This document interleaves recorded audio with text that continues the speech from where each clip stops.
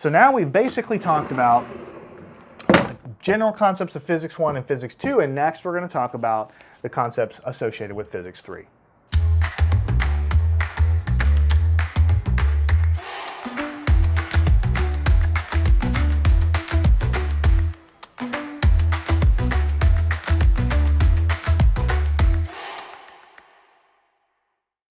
Now, I think I briefly told you one of my favorite parts of physics is actually the electricity and magnetism part. I don't know why, just for some reason always, fascinated me. So everybody here has some idea of magnets, right? Whoops, magnets. So we call it, what surrounds a magnet, we call it a magnetic field. Right? Which you can actually do an experiment at home and try to check it out yourself. But if you have a bar magnet here, right, North Pole, South Pole, remember all that stuff when you were a kid? It turns out that we, in physics, talk about this invisible field that surrounds it. We can't see it, we can't really touch it, but we know it's there because it can influence the environment.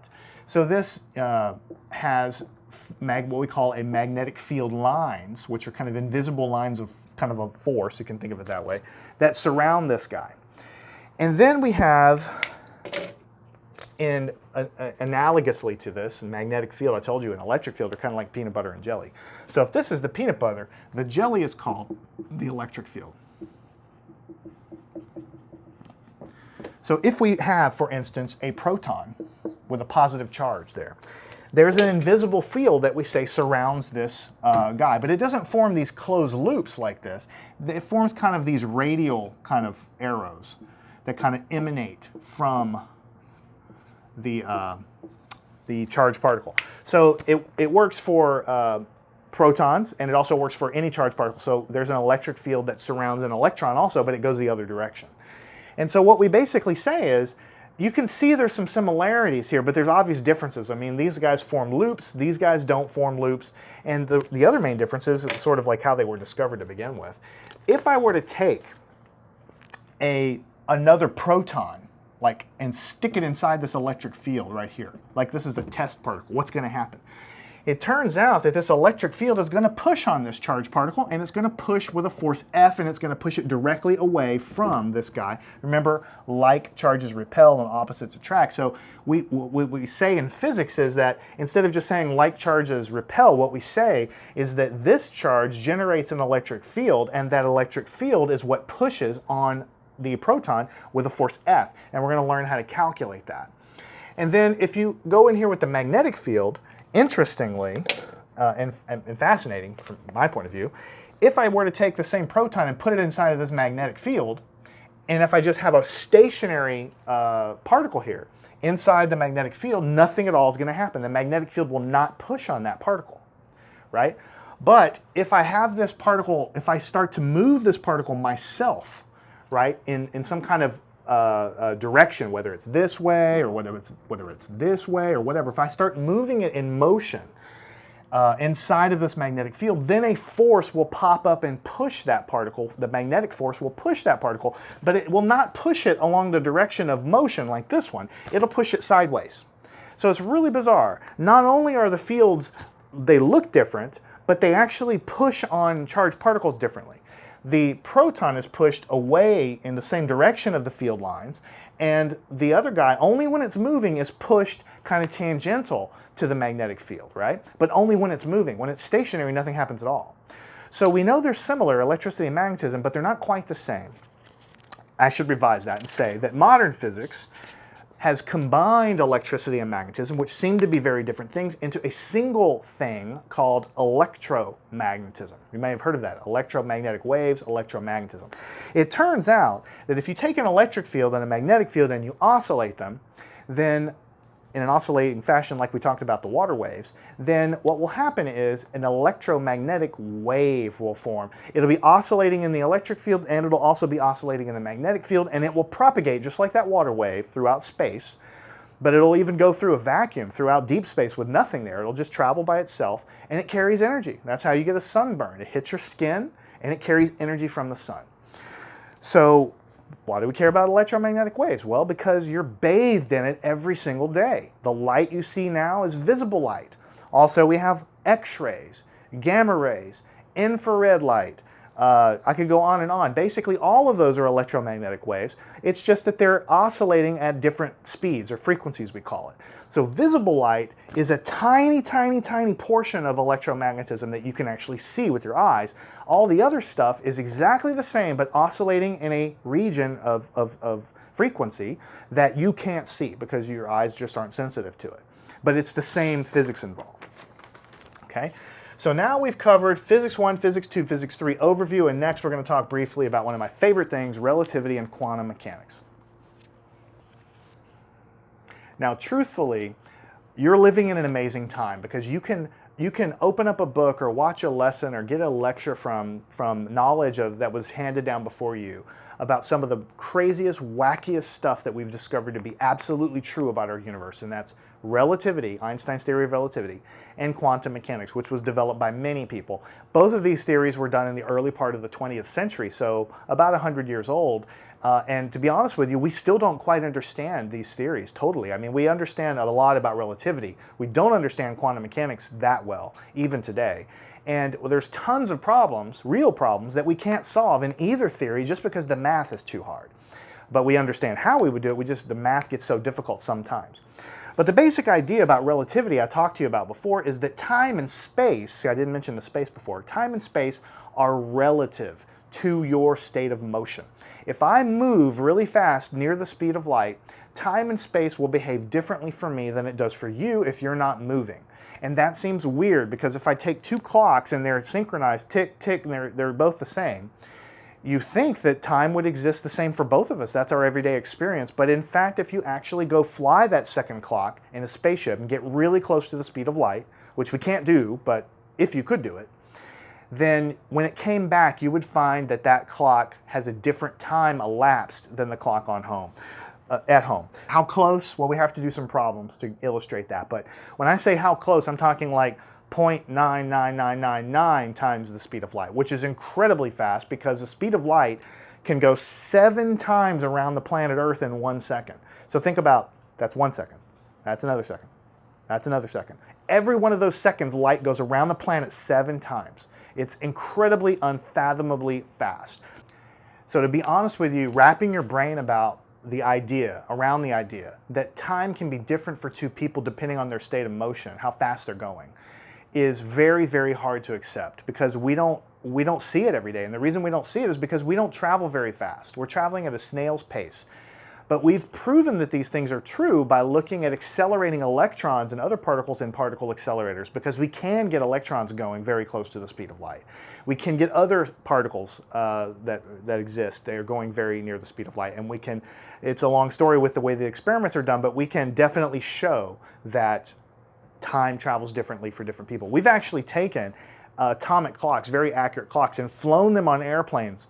That's not near the speed of light, but it's as fast as we can go. And we get those clocks and we compare them when we come back down to Earth, and we see that the clocks don't agree anymore. Because time actually, it wasn't because the clock is broken, it's because time actually ticks differently depending on how fast you're moving. Now the second part of kind of modern physics, there's a lot to it, but we call it quantum mechanics. And I know that you've heard that term, but it's a nebulous, scary sounding thing. And to be truthful, as I said before, nobody really understands why quantum mechanics works the way it does, but what we do know is that it absolutely does describe our reality. So one thing we know, remember I told you light was an electromagnetic wave. Well, it turns out that light, when you actually do detailed experiments on it, it behaves as a wave in some experiments, like we talked about oscillating electromagnetic fields. And it also behaves as a particle. The particle is called a photon. So I know you've heard the term photon of light.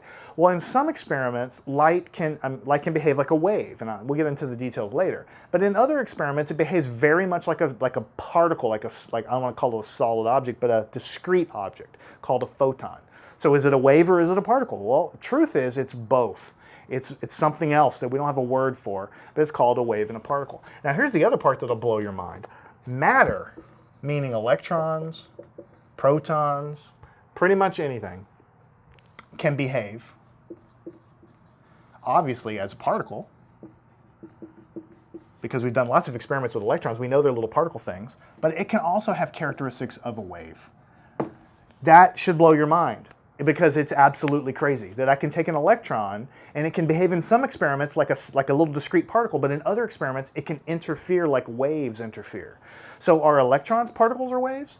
Is photons particles or waves? Well, it turns out that when you really zoom into the microscopic level of our reality, a different set of rules apply. Actually, all the same rules are applying all the time, but they just manifest differently at these large scales that we live in. But when you zoom in, you can see the rules for what they really are, and photons and electrons and protons, they all behave what we call quantum mechanically. They have characteristics of a particle and also characteristics of a wave. What are they? Who knows? We can't really see them, we can't touch them, we can't poke them with a pair of tweezers, but we can do experiments, so we know that they behave with these different characteristics. What we also figured out with quantum mechanics is that if you have a proton in a nucleus of an atom, right, that the electrons, you probably already learned in kind of chemistry class, that you might have like an electron like right there, and we say it's going around the nucleus. Well, it turns out it doesn't really behave like a solar system going around and around and around. We'll get into the details later. But these electrons, they can only exist in what we call certain energy levels. So this might be energy level number 1, and this might be energy level number 2. The electron can never, ever, ever, ever exist in between these energy levels, which is weird because the moon or satellites in space, they're going around the Earth. We can put a satellite anywhere we want in the Earth's gravity field, but you cannot put an electron here in between the energy levels. It has to be in discrete energy levels. But what you can do is I can put some electricity into this and I can pump this electron up into the higher state. So I can excite it. I can excite it maybe with electricity.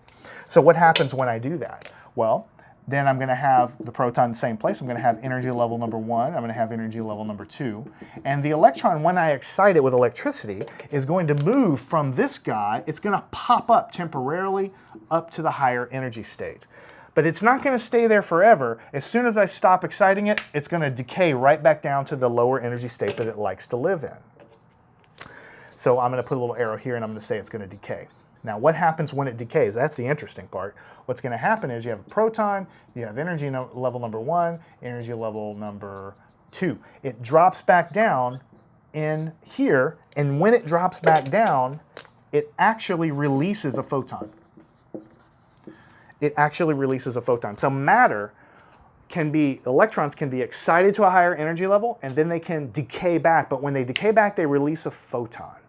That is what is happening when you take a piece of iron and you heat it in a campfire. And you pull it out of the campfire and it's red. Why is it red? Have you ever thought about that? Why is it glowing?